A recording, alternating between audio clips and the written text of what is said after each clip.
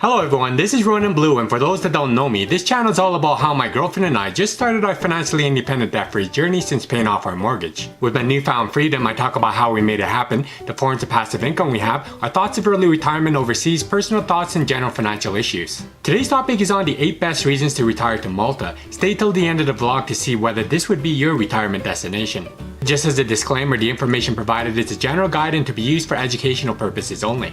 Malta is one of the smallest countries in the world, with a land area of just over 300 square kilometers and a population of about 426,000 people. It offers beautiful weather, diverse culture, and the opportunity to live and work in the Mediterranean. It's an English-speaking population and it's home to some of the world's best diving. If you're looking for a country that has warm winters and an abundance of sunshine, this may be the place for you. Number 1. Culture in Malta. The culture of Malta is a mixture of many different societies that came in contact with the Maltese islands throughout history, and in recent days there have been influences from tourism and media. Malta is rich with culture that has its beliefs, traditions, and practices. They are known as being Latin European with influences from the British. Carnivals are common in Malta and take place in several villages. Streets are filled with brightly colored processions of floats, music, costumes, dancing, and the celebrations last for 4 days. Number 2. Places to live in Malta. Sliema. This is a city with many things to do in retirement. The busy town has a variety of restaurants, cafes, pubs, and clubs. Just a mile away are seaside towns with beautiful views of the sea. It's a vibrant and popular town with a real community spirit. It was briefly occupied by the French and has an abundance of ancient Latin architecture.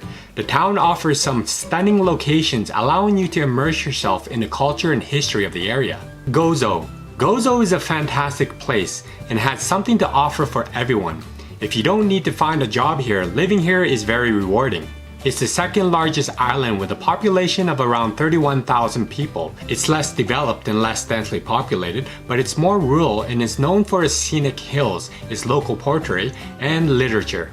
If you love the countryside, there are plenty of places to walk with good views available in all parts of the island. It's popular for retirement for those who can afford it, but it's only about 9 by 5 miles. Everyone knows everyone else, and that could become claustrophobic. But you always have that choice of having that busy social life or choose to keep to yourself here. Bourguiba. Bourguiba has amazing views of the sunny blue sky and clear blue sea. There are apartments directly on the seafront as well as many others just a short walk away.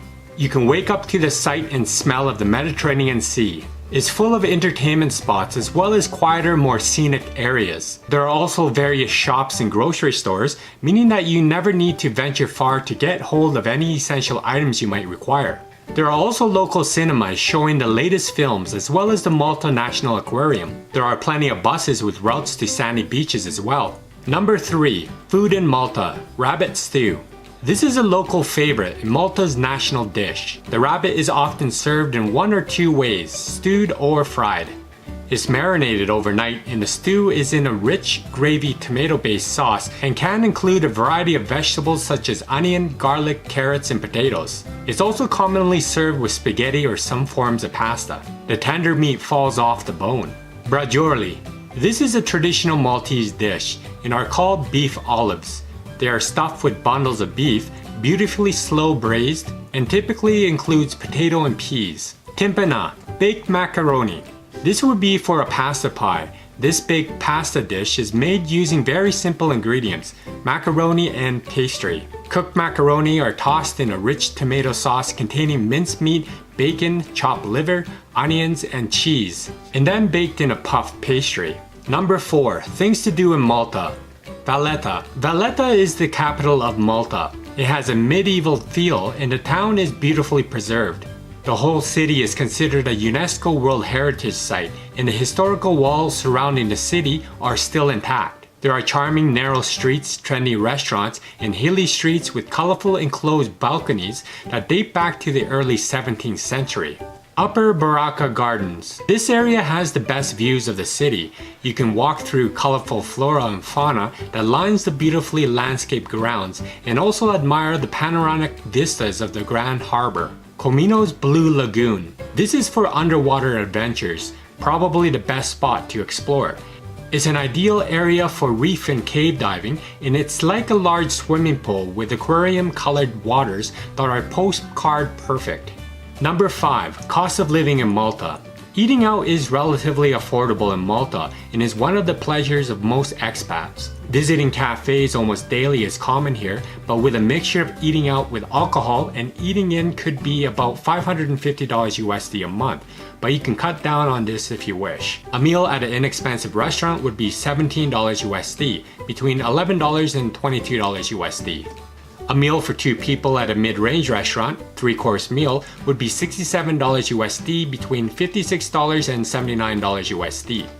Basic utilities, electricity, heating, cooling, water, and garbage, would be $107 USD, between $67 and $135 USD per month. The internet would be around $32 USD, between $22 and $45 per month. The gym is around $75 USD a month, but with this you can get the gym, all classes, and probably use the pool as well. You can also get unlimited bus passes for $29 USD a month, and there are regular bus travel around the island. Entertainment with museum visits, movie visits, some occasional activities would be around $50 to $100 USD a month. Now renting in Malta is expensive. An apartment 1 bedroom in city center would be $1,008, between $906 and $1,133 per month. An apartment 1 bedroom outside of city center would be $823, between $679 and $1,019 USD per month. An apartment 3 bedrooms in city center would be $1,920 USD, between $1,699 and $2,266 USD per month. An apartment 3 bedrooms outside of city center would be $1,388 USD, between $1,019 USD and $1,699 USD per month. But some expats have said that it's possible to live comfortably between $1,500 USD and $2,000 USD per month, depending on your lifestyle, of course. The cost of living is rising on this island annually pretty fast, especially rental prices, as landlords here have decided to take advantage of the situation since it's gaining popularity. Some say the rise is faster than other retirement destinations, so keep that in mind as well. Number 6. How to buy property in Malta.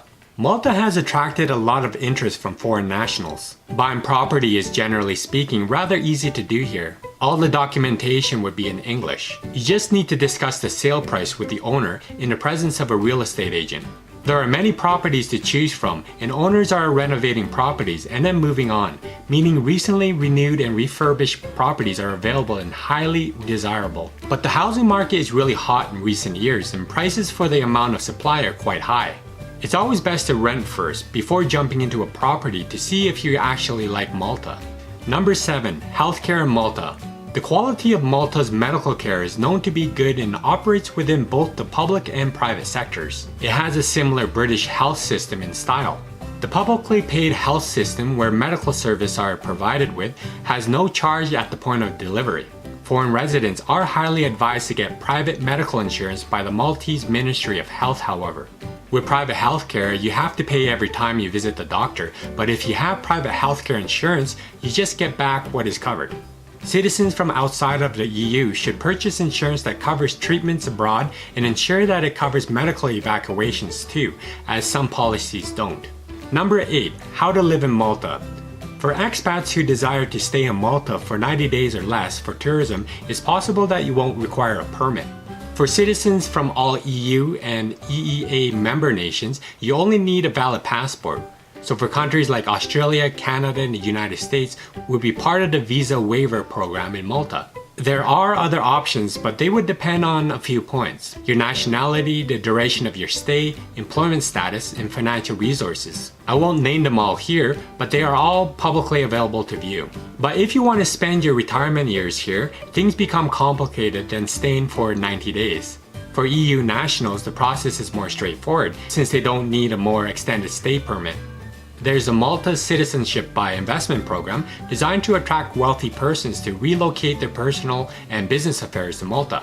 There's also the Global Residency Program, or the GRP, that requires an annual expense of approximately €24,000 or $27,215 USD every year to avoid expiration. But of course there are some further qualifications, too long to know all of them here to qualify, but here are a few points. You must own or rent Maltese property.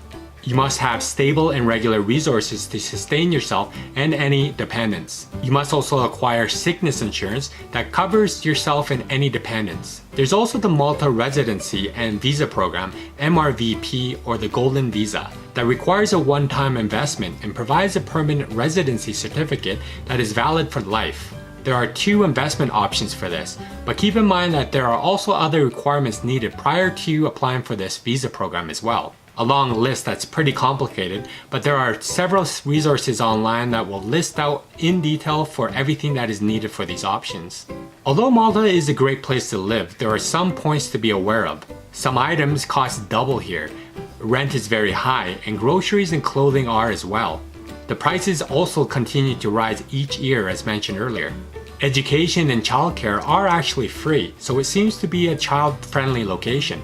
It's still cheaper to live here than the US, but there still might be more things to do back home than in Malta, given that it's an island. There are well-known beaches here, but they are limited and crowded.